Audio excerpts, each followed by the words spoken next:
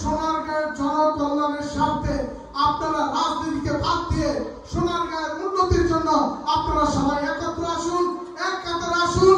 এই দেশে এই সোনারগাঁয়ে যেন কোনো মাদক ব্যবসায়ী কোনো মার সন্তানকে মারতে না পারে, কোনো সন্তানকে ধ্বংস করতে না পারে, এবং কোনো মার বুক যেন খালি হতে না পারে মাদকের কারণে।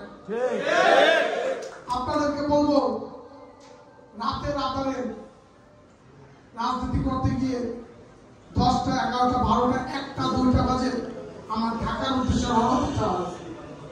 আমার শ্রদ্ধেয় চাচা মোশাররফ কাকা গত কয়েকদিন আগে গাড়ি অ্যাক্সিডেন্ট করেছিল কাশপুর ফ্লাইওভারে। আমরা যখন, আপনারা তো বলেন যে আমরা নেতৃত্ব দিই, আপনারা কি এটা জানেন সবচেয়ে বেশি ভয়ের ভিতর আমরা থাকি কখন না জানো আমাদেরকে মেরে ফেলবে। আমার চাচা মোশাররফ সাহেব যখন কাশপুরে গাড়ি অ্যাক্সিডেন্ট করেছিল সবচেয়ে বেশি টেনশনে ছিল আজহারুল ইসলাম মান্নান সাহেব, যে আমার সহযোদ্ধা ভাইয়ের কি নিয়ম হয়ে গেছে। আপনাদেরকে বলতে চাই, রাতের আধারে যখন আমরা 12টার পরে ঢাকার